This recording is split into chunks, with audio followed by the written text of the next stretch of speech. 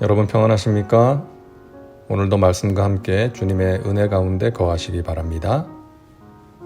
오늘 말씀은 시편 29편입니다. 말씀 개요입니다. 시편 29편은 하나님의 권능을 찬양하는 찬양시입니다. 1절과 2절은 권능 있는 자들을 향해 하나님을 찬양할 것을 요청하는 내용이고 3절부터 9절은 야훼의 소리에 대한 찬양, 그리고 10절과 11절은 영원한 왕이신 야훼를 찬양하는 내용입니다. 말씀 묵상입니다. 시편 29편은 이렇게 시작합니다. 너희 권능 있는 자들아 영광과 능력을 야훼께 돌리고 돌릴지어다. 야훼께 그의 이름에 합당한 영광을 돌리며 거룩한 옷을 입고 야훼께 예배할지어다. 여기서 권능 있는 자들은 문자적으로 해석하면 하나님의 아들들이라는 뜻인데요. 천상에 있는 천사들 또는 하나님의 택한 백성들을 가리킵니다. 야훼께 그의 이름에 합당한 영광을 돌리라. 능력과 권세가 무한하시고 영원토록 거하시는 하나님께 그에 걸맞는 영광을 돌리라는 것입니다. 거룩한 옷을 입고 야훼께 예배할지어다. 거룩한 옷은 이스라엘 백성들이 절기 때에 하나님을 예배하기 위해서 특별히 구별해서 입었던 옷이나 제사장이 하나님께 나아갈 때 입었던 예복을 의미합니다. 저도 어릴 때 어머니로부터 교육을 받은 것이 주일에 예배하러 갈 때는 가장 좋은 옷, 깨끗한 옷을 입고 가라는 그런 말씀을 들었습니다. 옷 자체가 중요한 것이 아니라 그것이 예배자의 마음을 나타내기 때문이죠. 높은 사람이나 귀한 사람 만나러 갈 때 신경 써서 옷을 입는 것처럼 하나님을 예배하러 갈 때 아무 옷이나 대충 입고 가지 말고 준비된 마음으로 깨끗하고 단정한 옷을 입고 가라는 것이죠.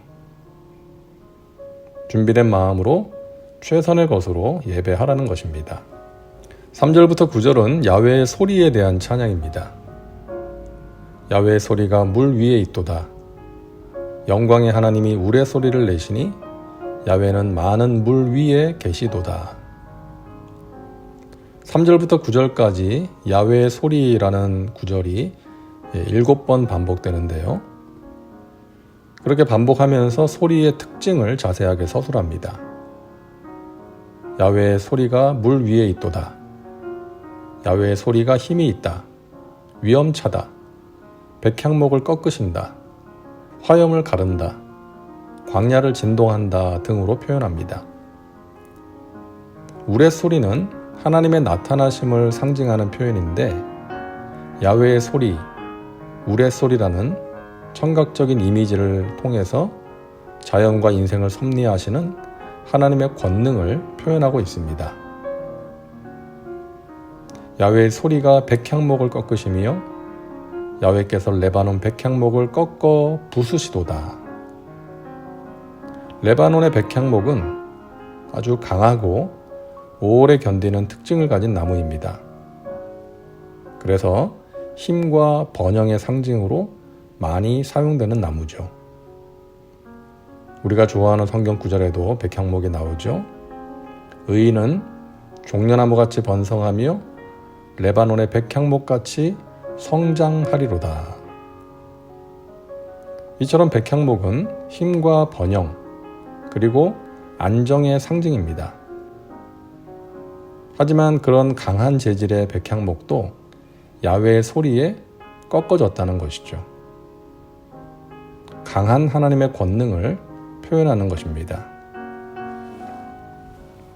그 나무를 송아지같이 뛰게 하시며 레바논과 시련으로 들송아지같이 뛰게 하시도다. 레바논과 시련, 이 레바논은 레바논 산맥을 가리키고요. 시련은 그 산맥의 동쪽에 있는 헤르몬산의 다른 이름입니다. 헤르몬 산은 그 산맥에서 가장 높은 산입니다. 하지만 그런 산이라 할지라도 하나님의 임재 앞에서 송아지같이 뛴다는 시적인 표현입니다. 야훼의 소리가 화염을 가르시도다. 야훼의 소리가 광야를 진동하시며 야훼께서 가데스 광야를 진동시키시도다. 시인은 천둥 소리가 나고 번개가 번쩍이고 땅이 진동하는 이 자연 현상들을 통해서 하나님의 위엄과 능력을 표현합니다.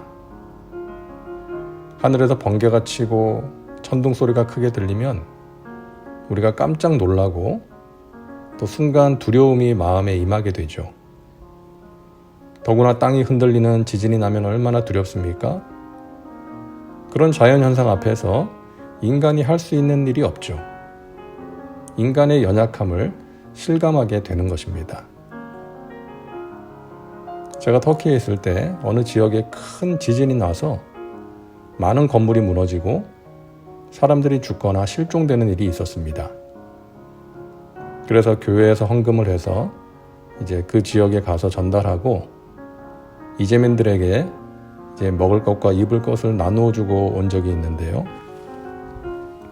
하룻밤을 그곳에서 지내고 왔는데 조그만 호텔 3층 방에서 피곤하니까 푹 잤습니다. 그런데 아침에 일어나서 보니까 사람들이 호텔 로비에서 그냥 이불을 깔고 대충 자고 있는 거예요. 이유를 물었더니 이제 또 지진이 나면 건물이 무너질 수 있기 때문에 빨리 밖으로 뛰어나가기 위해서 로비에서 잤다는 거예요. 저는 그것도 모르고 3층에서 깊이 잔 것이죠. 그들은 그동안 심한 지진과 그 후에 생긴 여러 번의 여진을 경험했기 때문에 마음에 큰 두려움이 있었던 것입니다.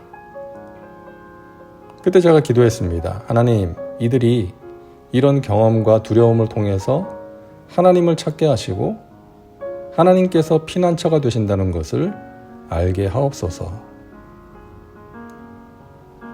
시편 29편에서 시인은 여러 가지 자연현상을 통해서 하나님의 영광을 드러내고 하나님의 권능을 찬양하고 있습니다. 우리는 이 시를 통해 온 세상이 하나님의 피조물이라는 것과 천지 만물을 지으신 그분께 영광을 돌리는 것이 피조물이 해야 할 최선의 일이자 최고의 본분이라는 것을 알게 됩니다.